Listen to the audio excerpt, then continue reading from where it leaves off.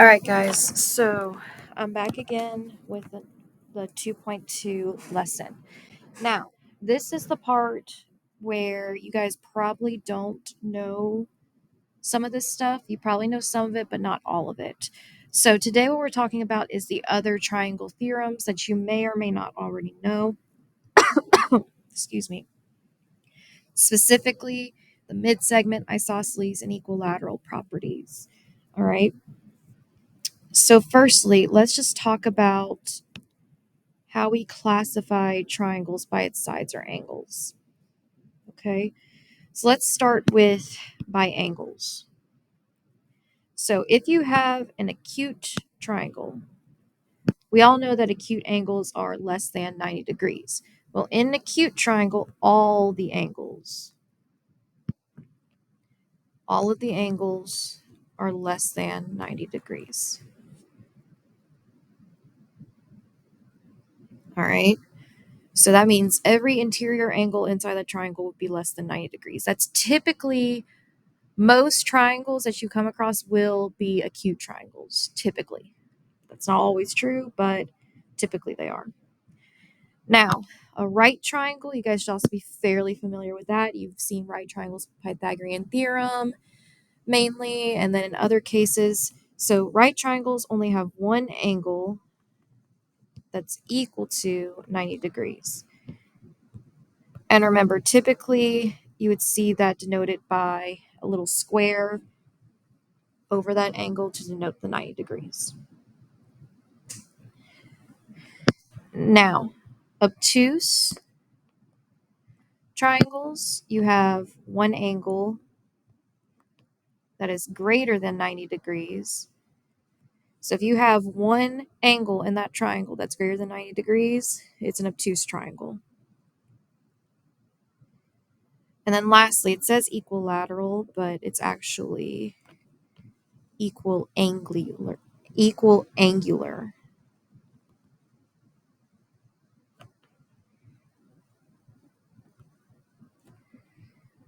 And basically all that means is all angles are congruent. So that means all three angles of the triangle are congruent. Now, there's only one angle measure that could make that happen. So if you divided 180 by 3, because since they all have to be the congruent, you can easily just divide it by 3. That means that all those angles will be 60 degrees. So if you have three 60-degree angles in your triangle, it's automatically an equal angular triangle. So that's with the angles. Now we classify by the sides. So typically when you classify this by a triangle, you need to classify it by its sides and by its angles. All right. So the first one is the most common of triangle sides, and that's scalene, which just means all side measures are different. So if all three of your sides are different lengths, it's scalene. Now, isosceles triangle means that you have two sides are equal measures or congruent. So if you see a triangle where it has two little dashes, all right, in the math world, these dashes represent congruency, all right, specifically congruent sides. So that means that this side is congruent to this side. You basically just match up the tick marks. And then lastly, equilateral. That means all sides are equal.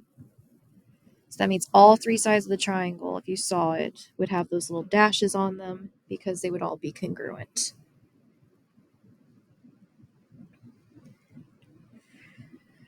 So, and we'll do an example of this in a second, but if you were asked to classify the triangle, you should say, first off, what type of angles does it have? And then talk about its sides. So, an acute scalene, a right isosceles, and equiangular, equilateral. These two will automatically go together. If it's equilateral, it's also equiangular. All right. Or it's an obtuse isosceles, however you want to put it. All right. So you have to classify it by its angle and you got to classify it by its sides. Now, quick review about the theorems that we discussed in 2.1. Only one of these is particularly new. All right. So triangle sum theorem we already discussed, and that is simply all interior angles add to 180 degrees. So again, if you have a triangle XYZ, x plus y plus z is equal to 180 degrees. The exterior angle theorem, we also talked about that back in 2.1, and it's just the non-adjacent interior angles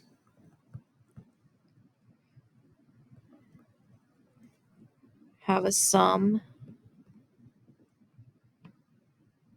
of the exterior angle or the outside angle. So if I draw a quick picture, this will be angle Z, X and Y. So that just means X plus Y is equal to Z. Now, this last one, you probably know it or you've at least seen it before in a case, but it's also just kind of common sense. So the last one is the third angles theorem. So it just states if a pair of two angles are congruent, and I'm just going to shorthand the word congruent with the symbol, in two triangles, that means that the remaining angles must also be congruent. So what that means is that if you have two different triangles, and let's say this angle was congruent to this angle, and this angle was congruent to this angle, and then that left us with an angle X and an angle Y. Because we have two congruent angles between the two triangles, that means that these last two angles have to be congruent to each other.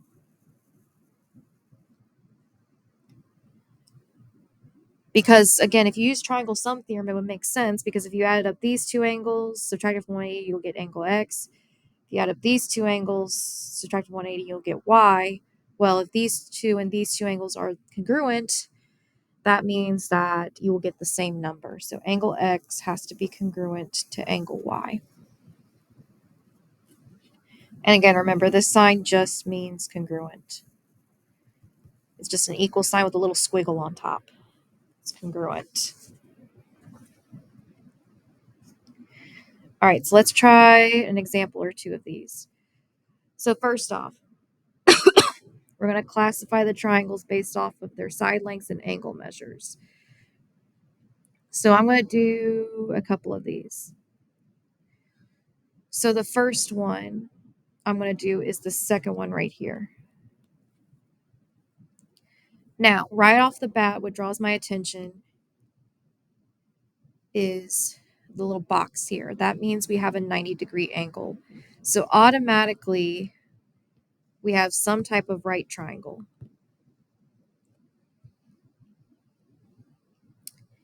Then, the side lengths are denoted by these tick marks. Now, if we had congruent sides, that means we would have the same number of tick marks on at least two sides. But if you notice, we only have one tick mark here, 3 here, 2 here. So that means that none of these sides are congruent. So since none of them are congruent, we have a scalene. So we have a right scalene triangle. Now I'm going to do one more. So the one directly next to it to the right. First thing that draws my attention is that 130-degree angle. Since it's bigger than 90 degrees, that means we have some type of obtuse triangle. Now, the next thing I want to look at is the side, specifically the ticks.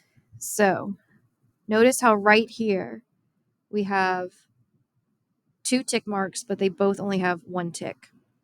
That means that these 2 sides are congruent. So these 2 sides right here are congruent because they have the same number of ticks. Now the third side, since it has 2 ticks, is not congruent to the other 2. So since we only have 2 sides that are congruent, we have an isosceles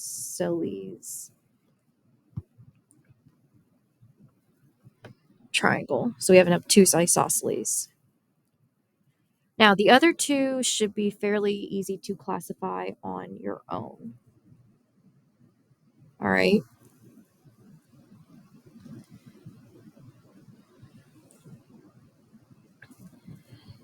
Now, I want you guys to try this example on your own because it's just kind of going through the motions to find this angle here. So my recommendation to you guys, start here. So we'll go over this in class tomorrow, but I want you guys to try by starting there. All right, and see if you can find that missing angle.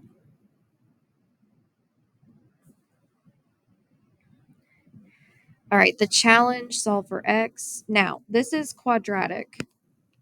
So this one I will kind of go through with you. So this is, obviously we're going to have something with quadratics. So first things first, it's exterior angle theorem.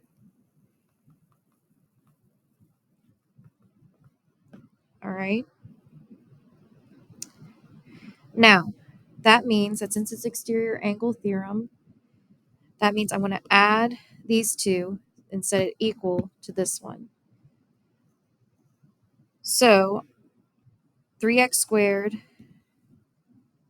minus 6x plus 8x is equal to 2x squared plus 3x plus 6. Now, since we're dealing with quadratic functions denoted by this, the only way you guys know how to solve quadratic functions by now is by factoring. So the first thing I want to do is subtract stuff over to the other side to get it equal to 0. So I'm going to subtract the 2x squared to the 3x squared, the 3x to the 6x and 8x. So if I combine those, subtract them, that's what's going to happen. And then bring the negative 6 over. So that goes away. I get x squared. Negative 6x plus 8x is 2x minus 3x is negative x. And then just bring down the negative 6, and it's equal to 0. Now, if I did a quick big X, this being A, B, and C, remember A times C goes on top, B goes on the bottom. So 1 times negative 6 is negative 6, and it has to equal negative 1. So remember, you want 2 numbers that would multiply to give you negative 6, but add to give you negative 1, which can only be 3 and negative 2.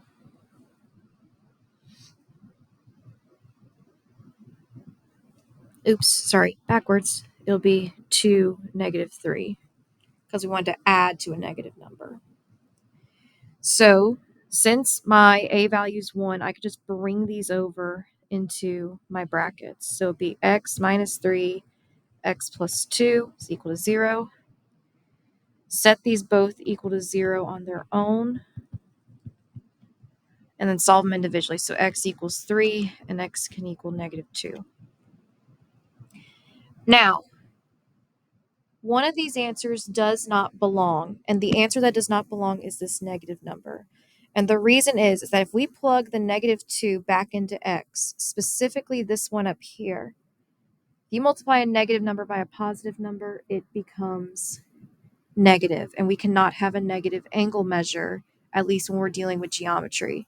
So the only measure that'll make sense is x equals 3.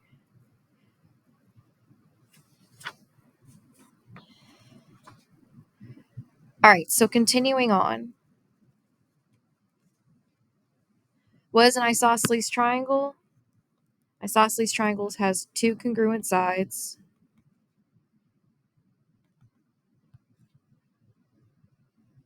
That's the biggest thing about isosceles triangle, two congruent sides. Now, the congruent sides are called the legs. So if I look over here, this is leg, it's called leg 2, this is leg 1. All right. The third side is called the base. So the base is the side that's not congruent to the other two. The angle opposite the base is called the vertex angle. So opposite just means directly across from it. So that means this angle right here would be the vertex angle. Now, the angles opposite the congruent sides are called the base angles. They're also angles that are adjacent to the base. So they're ones that are like right up against the base. So this angle and this angle, these are both base angles.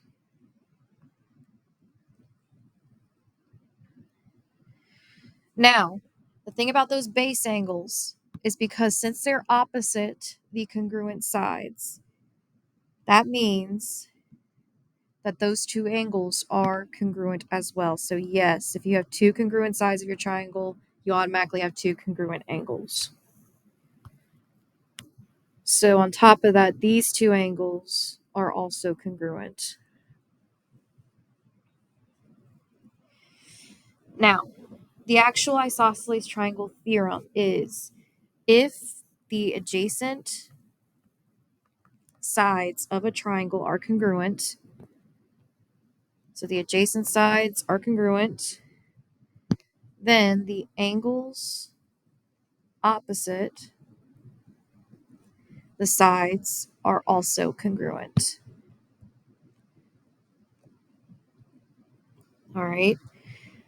So if RT and RS are congruent, designated by those tick marks, that means that angle T, which is opposite RS, and angle S, which is opposite the side RT, are also congruent. And it states right here, if these two sides are congruent, then these two angles are congruent. Now, the converse of the theorem is just basically stating it backwards. So in other words, if opposite angles of a triangle are congruent, so the opposite angles are congruent, then the sides opposite those angles are also congruent. So since angle N and angle M are congruent, that means the angle opposite angle N or side LM and the side opposite angle M or LN also have to be congruent. So again, they're the ones that directly across from it. And another way you can think about opposite sides is it's not a side that's used to form that angle. And then basically down here it just restates that. If angle N is equal to angle M, then side LN is congruent to side LM. Now, we can use this theorem to find angle measures of isosceles triangles.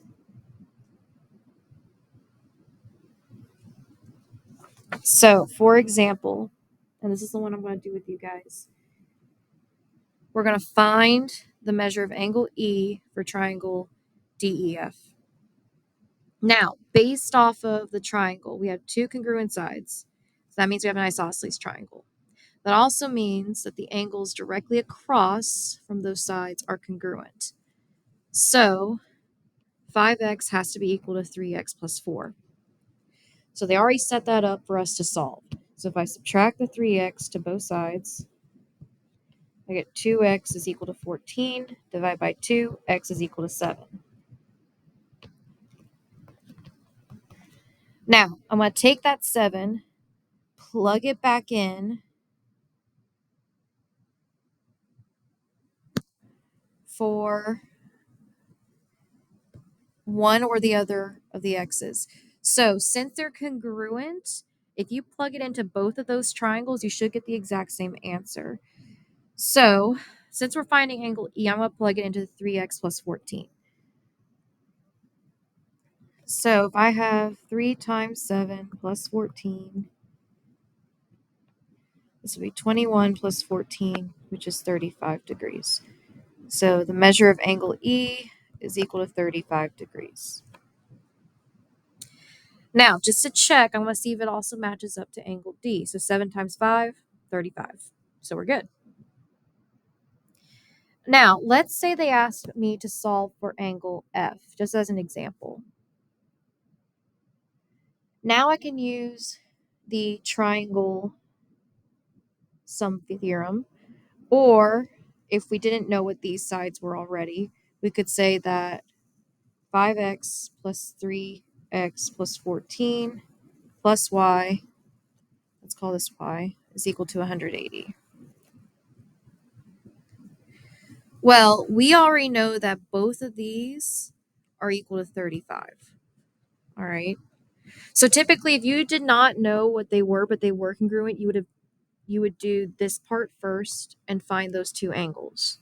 All right. So we already know that both of those are 35. So it'll be 35 plus 35 is equal plus y is equal to 180 degrees. 35 plus 35 is 70. Subtract 70, y would equal 110. So y would be 110 degrees, and both of these would be 35 degrees. So that would be what you do if they asked you to find the vertex angle. All right.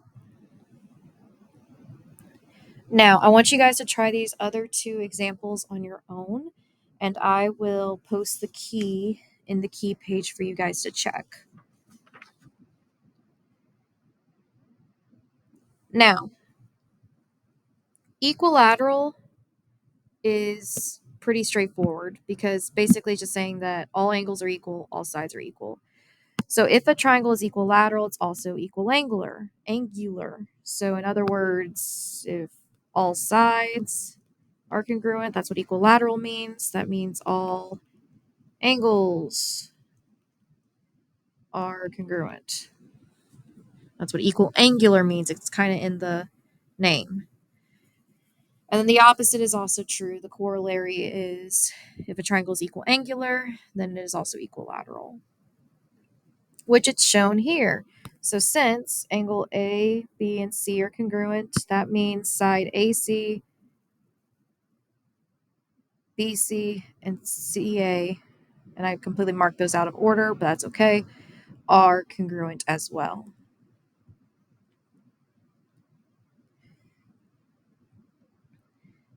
Now, a quick example for number 6 would be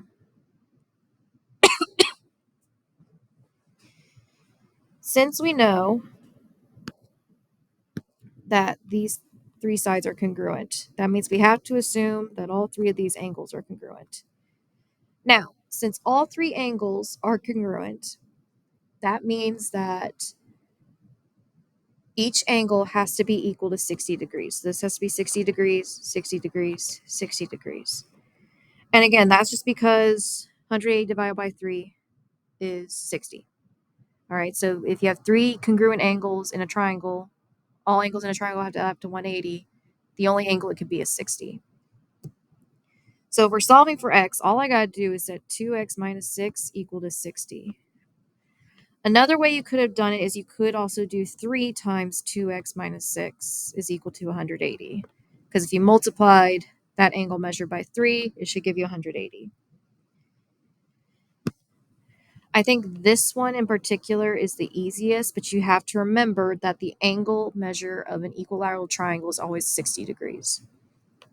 So if I solve it, I'll get 2x is equal to 54. Oops, not 54, 66. My bad. We would add the 6. Divide by 2, x would be equal to 33.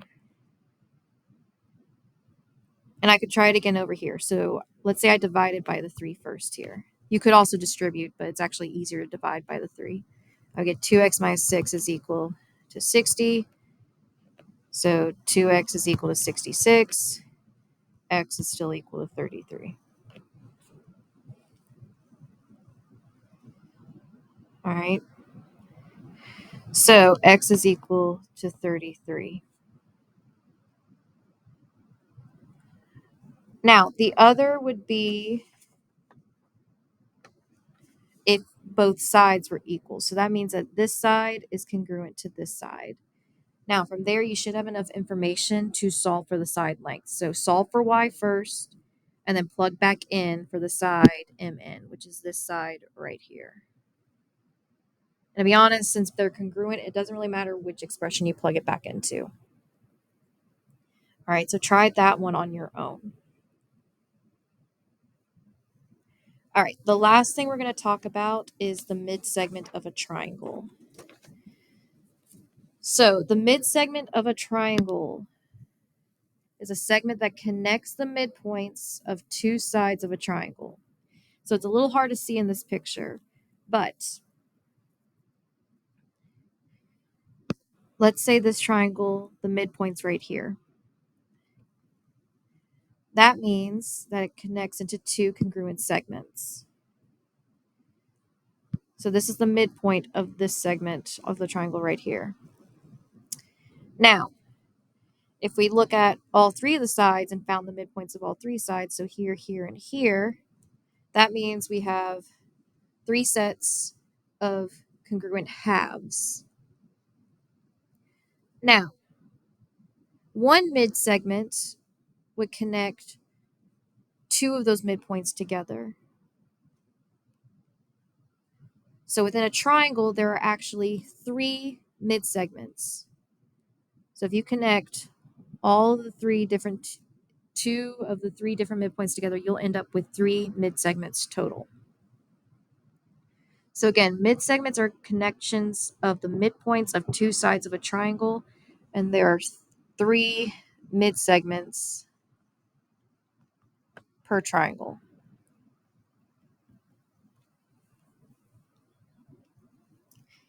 Now, where the mid-segment theorems start coming in. So, the mid-segment of a triangle is parallel to the third side and half the length of the third side. All right. So in other words, wherever the mid-segment is drawn, so in this case, the mid-segment right here is DE.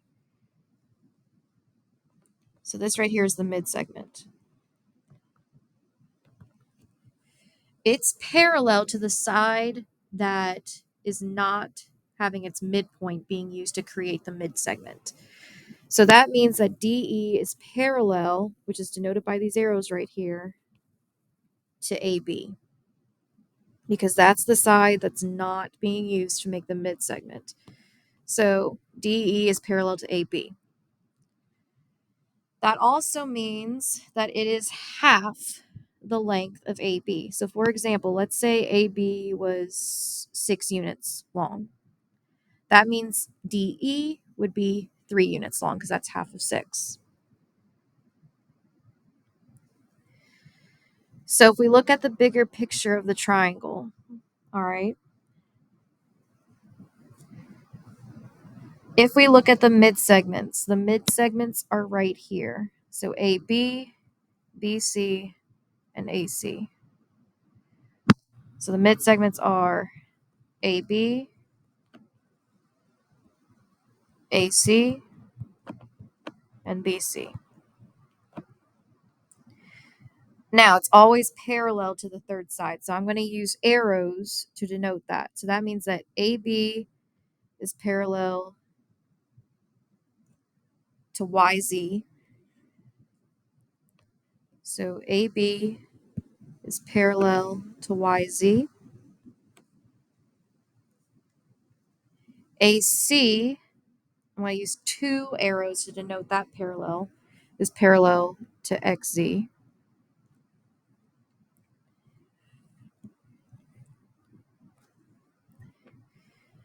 So AC is parallel to XZ. And then lastly, BC, so I'm going to use 3 arrows to denote that, is parallel to XY. So BC is parallel to XY.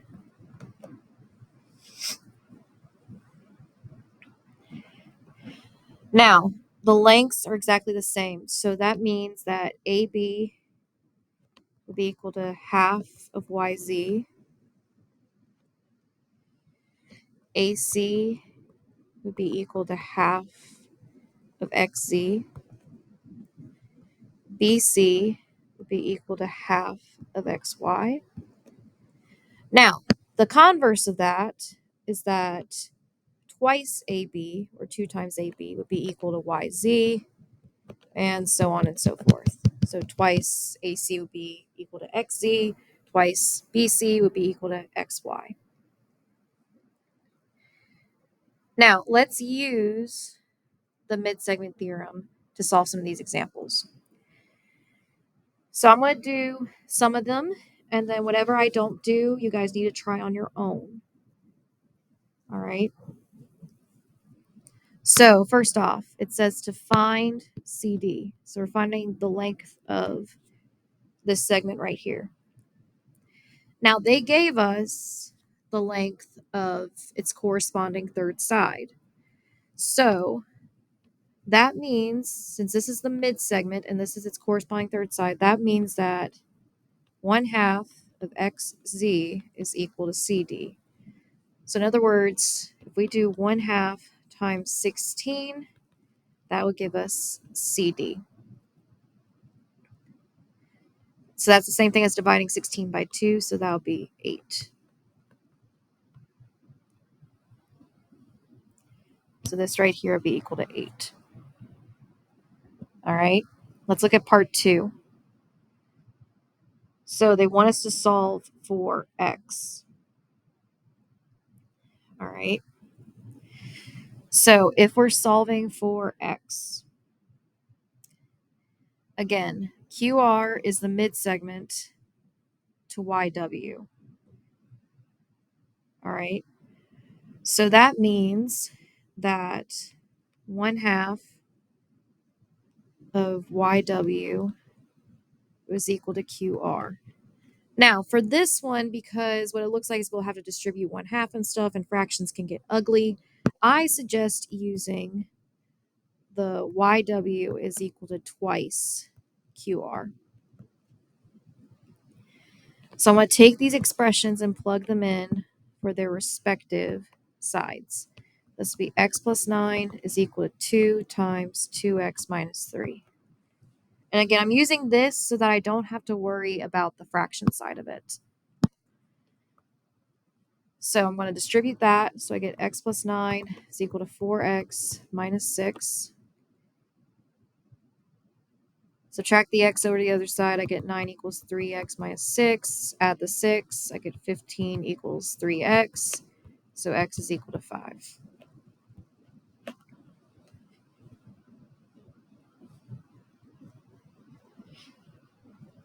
All right. Now, part 3 is pretty much the same as part 2. You would still solve for x first, but you would then take that x value and plug it in back in for x for either respective side. So if they asked for QR, you plug it in for x there. If they asked for YW, you plug it in for x there. So I'm not going to do part 3 because this is pretty much the same as part 2. It's just an extra step.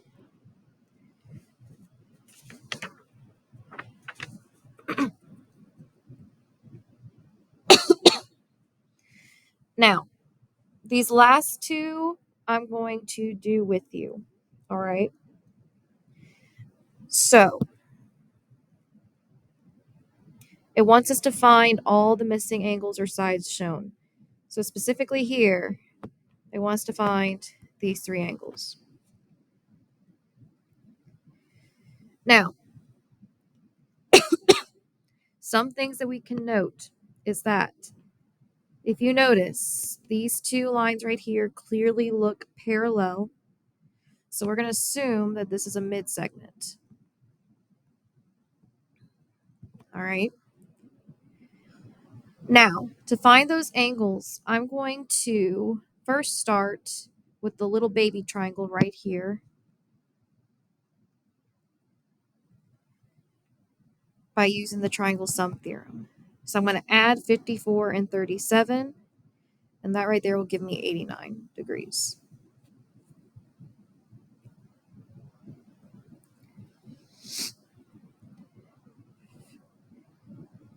Now, the next thing I'm going to do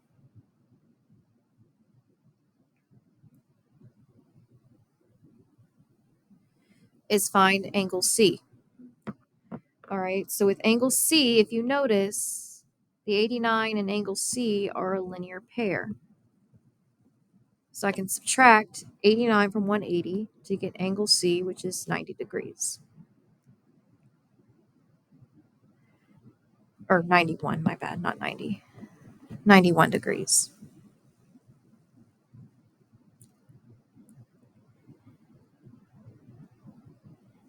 Now, here's something about the mid-segment, all right? So we know that these two sides, since it's the mid-segment, that's halved. So those two little bits are congruent. And these two bits are congruent, all right?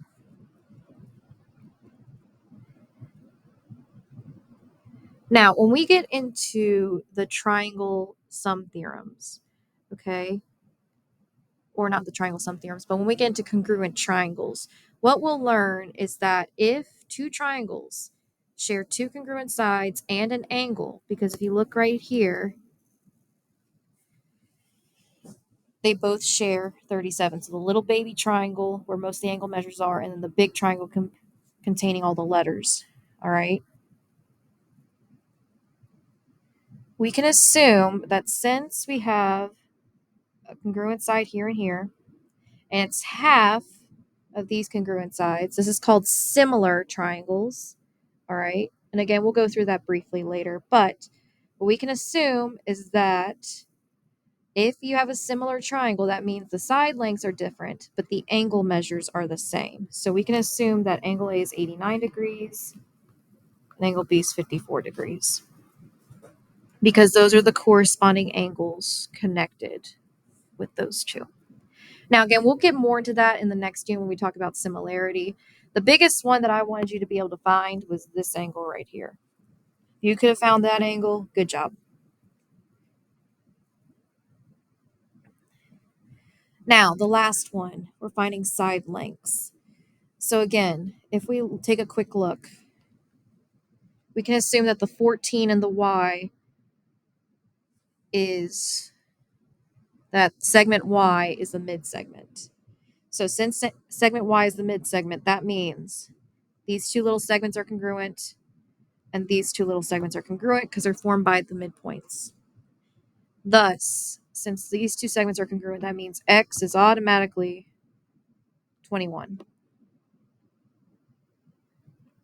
For z, since these two are congruent, that means this little side's also 16. So 16 plus 16 would give us 32.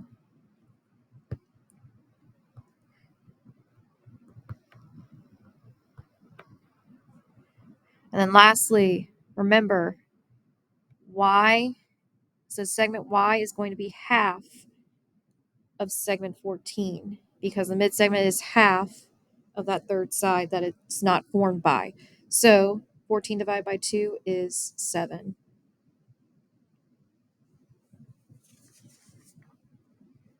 All right, now this last page, I want you guys to try on your own. So this is page 11, and we will go over it in class. And remember, guys, if you have any questions about this,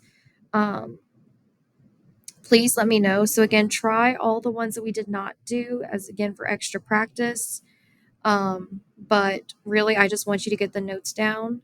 If you want to try those for extra practice, I'm not checking it for homework necessarily yet, but I at least want you to get the notes down. All right. So you can try those, but if you have any questions, please ask me. You can also ask Miss Phillips, who also knows math. All right.